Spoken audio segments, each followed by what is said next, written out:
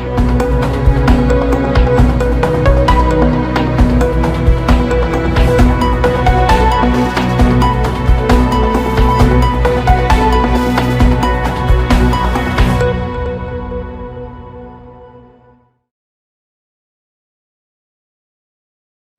मैं मोन्टू राजा anti corruption India से स्वागत है आपका। दिल्ली के उप मुख्यमंत्री मनीष सिसोदिया की जो सीबीआई है उसने गिरफ्तारी करी है, जिसके बाद जो है दिल्ली का जो कार्यालय है वहाँ पे समस्त देश के अंदर ही जो है एक तरह से प्रोटेस्ट आम आदमी पार्टी का देखने को मिल रहा है।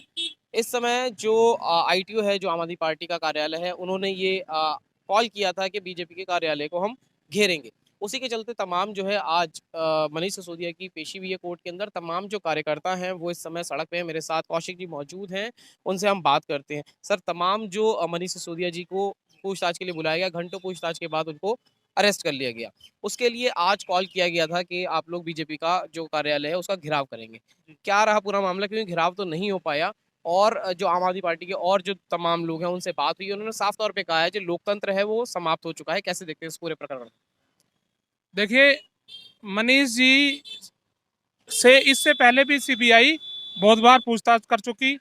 उनके गांव वाले घर तक भी जाके छानबीन कर ली। उनके गांव में जो बेड थे उनको खंगाल लिया, गड्ढे खोद खोद के सब देख लिया, कुछ नहीं मिला। और जब सीबीआई ने इस मामले में एफआईआर दर्ज की थी तो उसमें मनीष जी का नाम पहले नहीं लिया था।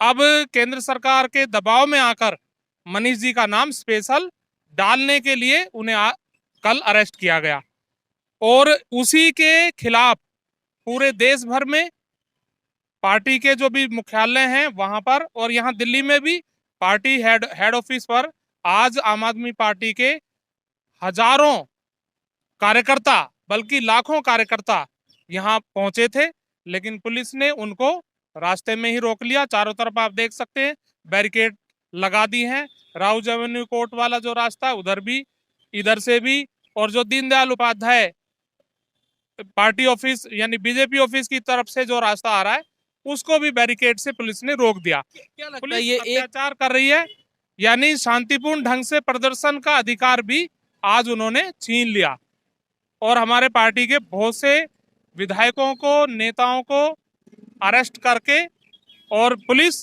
कहीं दूर दराज ले गई। अब उन्हें कहाँ छोड़ेगी अभी कुछ नहीं पता। तो ये बताइए कि एक साल से ये जो शराब घोटाले का बताया जा रहा है, हजारों करोड़ का इसमें आरोप जो है वो लगाया जा रहा है।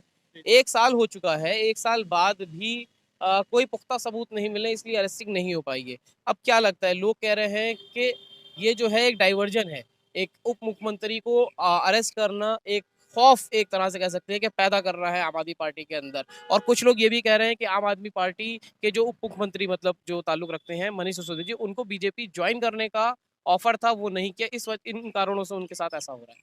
जी जी जी, देखिए, जैसा कि अभी मैंने आपको बताया कि सारी हर तरह की छानबीन मनीष जी के उनके अकाउंट, उनके लॉकर्स, उनके गांव का घर, उनका यहाँ का घर, सब जब देख लिया और कुछ नहीं मिला तो उसके बाद इन पर प्रेशर डाला गया, क्योंकि मनीष जी दिल्ली में जो नई शिक्षा क्रांति है उसको लाने वाले उसके जनक मनीष जी हैं और उससे केंद्र सरकार प्रॉब्लम है, आपको लग रहा है शिक्षा से प्रॉब्लम है केंद्र सरकार? क्योंकि देखिए, शिक्षा के कारण ही पूरे देश भर के जो लोग हैं वो आम आदमी पार्टी से जुड़ रहे हैं।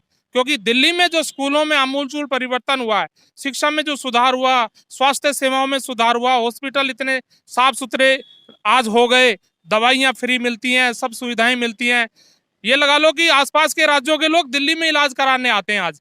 तो इससे घबराकर केंद्र सरकार घबरा गई है, मोदी जी की सरकार घबरा गई है और सिर्फ यही कारण है उन्हें गिरफ्तार करने का। क्योंकि यदि उनके खिलाफ कुछ होता तो पहले से ही सीबीआई एफआईआर में उनका नाम डालती और सबूत पेश करती। अब सिर्फ उनको एक तरह से निरुत्साहित करने के लिए, क्योंकि मनीष जी सरकार के प्रमुख मंत्री हैं, वो सिर्फ शिक्षा मंत्री नहीं है, एक तरह से उप मुख्यमंत्री होते हुए भी मुख्यमंत्री के रूप में वो सारा काम पार्टी का, वो सरकार का, दिल्ली सरकार का देखते हैं और उनको डेमोरलाइज करने के लिए ये सारा खेल केंद्र सरकार ने खेला है। और जो कुछ नहीं है इससे देश का ज्यादा। कॉन्स्टिट्यूशन है, जो संविधान है, वो अधिकार देता है कि आप जो है प्रोटेस्ट करें। तो आपको कहीं न कहीं लगता है तमाम लोगों ने आज ये भी कहा कि ये जो संविधान अधिकार देता है, वो अधिकार भी आज देश के अंदर खत्म हो गया है। तो इसको आप कैसे देखते हैं? जी हाँ, संविधान और हमारा जो लोकतंत्र है वो ये अधिकार देता है कि हम सरकार के अन्याय के खिलाफ प्रदर्शन करें, धरने पर बैठें और दूसरे माध्यमों से शांतिपूर्ण तरीके से सरकार की अत्याचारी हथकंडों का विरोध करें। ये संविधान हमें अधिकार देता है। लेकिन इस अधिकार को भी आज केंद्र सरकार ने मोदी जी के इशारे पर, अमित शाह के इशारे पर छीन लिया और पुलिस को स्पेशल निर्देश दिए कि एक भी कार्यकर्ता वहां तक ना पहुंच पाए, और ऐसा वो उन्होंने कर दिखाया ऐसा पुलिस ने। पहले जो है ये देखने को नहीं मिला कि जो वर्किंग डिप्टी सीएम किसी राज्य का हो और उसको अरेस्ट कर लिया जाए। ये कई सालों में पहली बार ऐसा देखने को मिला है। क्या लगता है इससे क्या होने वाला है? इससे सब लोग जो हैं वो टूटेंगे, लोगों में भय आएगा या फिर जो है इसका रूप क्या रहेगा? देखिए, वर्किंग डिप्टी सीएम, सीएम, यहाँ तक कि एक मंत्री को भी पुलिस अरेस्ट नहीं कर सकती। ये कानून में, संविधान में प्रावधान है। लेकिन यहाँ क्योंकि तानाशाही चल रही है, बीजेपी का शासन जहां, वहां पे कोई भी एक विधायक को भी पुलिस गिरफ्तार करके दिखा दे, नहीं कर पाएगी। लेकिन यहाँ क्योंकि आम आदमी पार्टी की सरकार है, पुलिस दिल्ली सरकार के हाथ में नहीं है, इसलिए केंद्र सरकार के हाथ में पुलिस है, केंद्र सरकार के अंडर है, होम मिनिस्ट्री के अंडर है। तो उस पुलिस का नाजायज इस्तेमाल कर रही है केंद्र सरकार। आगे की रणनीति क्या रहेगी कौशिक जी? जो जनता है उसको आप लेके आएंगे सड़कों पे, तमाम कार्यकर्ता आज थे, हजारों की संख्या में देखे गए।